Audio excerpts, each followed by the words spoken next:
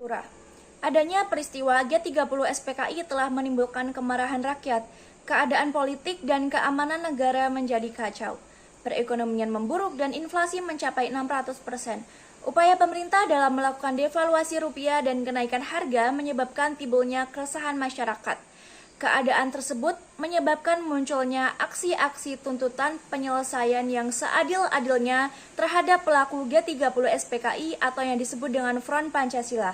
Front Pancasila mendatangi DPR GR pada tanggal 12 Januari 1966 untuk mengajukan 3 butir tuntutan yang berisi 1.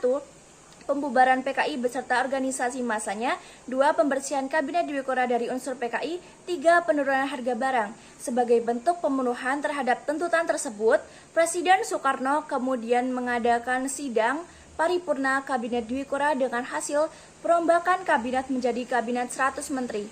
Namun hal tersebut tidak memuaskan hati rakyat karena banyak tokoh yang masih terlibat dalam G30 SPKI. Ketidakpuasan tersebut menyebabkan bentrok antara pasukan Cakrabirawa dan para demonstran. Pada tanggal 24 Februari 1966, sebagai akibat dari aksi tersebut, keesokan harinya pada tanggal 25 Februari 1966, berdasarkan keputusan Panglima Komando Ganyang Malaysia atau disebut dengan Kogam, Presiden Soekarno menyatakan KMI dibubarkan. Keputusan tersebut dibalas oleh mahasiswa Bandung dengan mengeluarkan ikrar keadilan dan kebenaran yang memprotes pembubaran KMI serta untuk mengajak masyarakat meneruskan perjuangan dan agar pemerintah meninjau kembali pembubaran KMI. Menghadapi situasi yang demikian, Presiden Soekarno mengadakan pertemuan pada tanggal 10 Maret 1966 dan menyatakan pendapatnya tentang penekanan agar partai-partai politik serta berbagai organisasi massa yang hadir pada waktu itu untuk menolak dan mengancam aksi demonstrasi mahasiswa dengan tuntutan terituranya. Pertemuan tersebut berakhir dengan deadlock karena keinginan Presiden Soekarno berseberangan dengan permintaan peran Pancasila, terutama mengenai pembubaran PKI. Assalamualaikum warahmatullahi wabarakatuh. Perkenalkan, nama saya Iqbal Nugroho, absen 15. Di sini saya akan presentasi tentang kejadian Super Semar.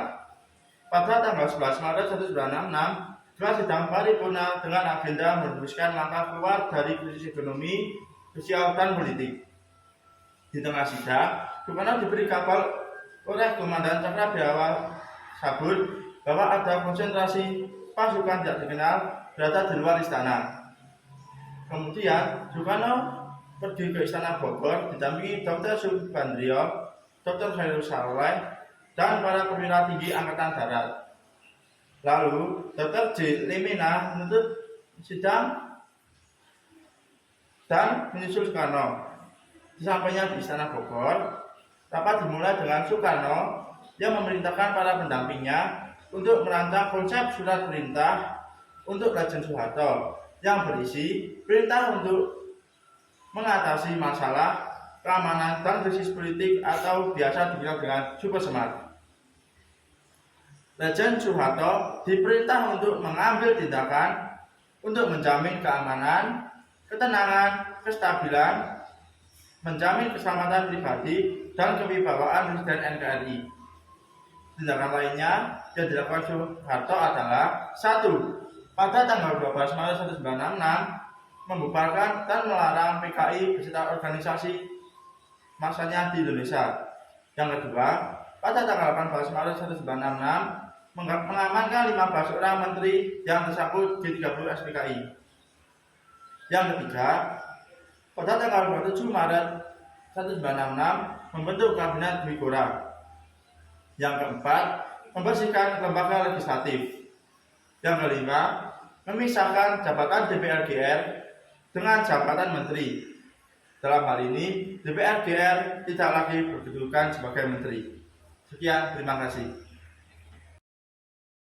Assalamualaikum warahmatullahi wabarakatuh. Perkenalkan, nama saya Syahwanufia Rindri, nomor absen 28 dari kelas 12 IPA 5. Di sini saya akan menyampaikan materi mengenai dualisme kepemimpinan. Munculnya dualisme kepemimpinan mulai terlihat pada awal tahun 1966, di mana Insinyur Soekarno sebagai pemimpin pemerintahan, sedangkan Soeharto sebagai pelaksana pemerintahan. Munculnya dualisme kepemimpinan juga ditandai dengan terbentuknya Kabinet Ampera yang merupakan mandat dari MPRS. Adanya dualisme kepemimpinan dapat membahayakan persatuan dan kesatuan bangsa, karena dualisme kepemimpinan menimbulkan pertentangan politik dalam masyarakat yang mengarah pada munculnya pendukung Soekarno dan pendukung Soeharto. Pada tanggal 20 Juni sampai 5 Juli 1966, dalam sidang MPRS, Super Semar dijadikan sebagai TAP MPRS sehingga Super Semar tidak dapat lagi dicabut sewaktu-waktu oleh Presiden Soekarno. Bahkan secara hukum Soeharto memiliki kedudukan yang sama seperti Presiden Soekarno, yaitu mandataris MPRS. Dalam sidang MPRS, majelis juga membatasi hak prerogatif Soekarno selaku presiden. Dalam persidangan MPRS pada tanggal 22 Juni 1966, Presiden Soekarno menyampaikan pidato Nawaksara di mana dalam pidato tersebut Presiden Soekarno hanya menyinggung sedikit penyebab meletusnya peristiwa G30 SPKI. Hal ini menimbulkan ketidakpuasan anggota MPRS sehingga melalui ketetapan nomor 5 MPRS 1966, MPRS memutuskan untuk meminta Presiden agar melengkapi laporan pertanggungjawabannya khususnya mengenai penyebab terjadinya peristiwa G30 SPKI. Kemudian pada tanggal 10 Januari 1967, Presiden Soekarno menyampaikan surat kepada pimpinan MPRS yang berisi pelengkap Nawaksara. Dalam sidang MPRS memutuskan untuk menugaskan Letjen Soeharto selaku pengemban Super Semar agar membentuk kabinet baru yang ditetapkan oleh MPRS bernama Kabinet Ampera atau Amanat Penderitaan Rakyat. Kabinet Ampera diresmikan pada tanggal 28 Juli 1966.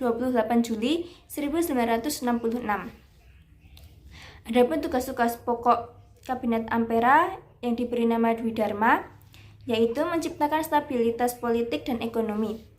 Ada juga program-program dari Kabinet Ampera yang disebut Catur Karya yang berisi tentang 1. Memperbaiki kehidupan rakyat terutama di bidang sandang dan pangan.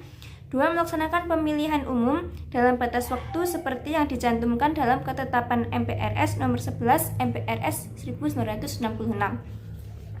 Yang ketiga, melaksanakan politik luar negeri yang bebas aktif untuk kepentingan nasional. Dan yang terakhir, yang keempat, melanjutkan perjuangan anti-imperialisme dan kolonialisme dalam segala bentuk dan manifestasinya. Kemudian, sehubung dengan keadaan politik seperti itu, pada tanggal 9 Februari tahun 1967, DPR GR mengajukan resolusi dan memorandum kepada MPRS agar mengadakan sidang istimewa. Mr. Hadi, salah seorang sahabat Soekarno, menemui Soekarno dan meminta agar Presiden Soekarno membuka prakarsa untuk mengakhiri dualisme kepemimpinan tersebut, karena dualisme kepemimpinan itulah yang menjadi sumber konflik politik yang tidak kunjung berhenti. Mr. Hadi menyarankan agar Soekarno sebagai mandataris MPRS menyatakan nonaktif di depan sidang Badan Pekerja MPRS dan menyetujui pembubaran PKI. Saran Mr. Hadi tersebut disetujui Presiden Soekarno dan disusunlah surat penugasan mengenai pimpinan pemerintahan sehari-hari kepada pemegang Super Semar. Pada tanggal 7 Februari 1967, Mr. Hadi menemui Soeharto dan menyerahkan konsep dari Presiden Soekarno. Pada tanggal 8 Februari 1967, Soeharto membahas surat tersebut bersama keempat Panglima Angkatan. Pada 10 Februari 1967, Soeharto menyampaikan kesimpulan bahwa surat tersebut tidak dapat diterima karena bentuk surat penugasan tersebut tidak membantu menyelesaikan situasi saat itu. Soeharto mengajukan draft yang berisi pernyataan bahwa Presiden berhalangan atau menyerahkan kekuasaan kepada pengemban Super Semar. Awalnya draft tersebut tidak disetujui Presiden Soekarno, namun pada tanggal 19 Februari Presiden Soekarno melunak dan memerintahkan Soeharto dan Panglima Angkatannya untuk berkumpul di Bogor. Kemudian pada tanggal 20 Februari 1967, Presiden Soekarno menyetujui dan menandatangani draft tersebut. Pada 12 Maret 1967, Soeharto diangkat menjadi pejabat presiden oleh Ketua MPRS dan dilantik pada 27 Maret 1968 pada Sidang Umum 5 MPRS. Demikian yang dapat saya sampaikan. Bila ada kesalahan kata mohon maaf. Wassalamualaikum warahmatullahi wabarakatuh. Stabilisasi politik dan keamanan sebagai dasar pembangunan. Langkah pertama pemerintah Orde Baru dalam melaksanakan pembangunan nasional adalah dengan membentuk Kabinet Pembangunan 1 pada tanggal 6 Juli 1968. Program Kabinet Pembangunan 1 disebut Pancakrida yang isinya 1. Menciptakan stabilitas politik dan ekonomi sebagai syarat mutlak berhasilnya pelaksanaan repelita dan pemilu. 2. Menyusun dan merencanakan repelita. 3. Melaksanakan pemilu selambat-lambatnya bulan Juli 1971. 4. Mengembalikan ketertiban dan keamanan masyarakat dengan mengkikis habis sisa G30 SPKI dan setiap bentuk rongrong penyelewengan serta pengkhianatan terhadap Pancasila dan Undang-Undang Dasar 1945. 5. Melanjutkan penyempurnaan dan pembersihan secara menyeluruh aparatur negara, baik di pusat maupun daerah dari unsur komunisme.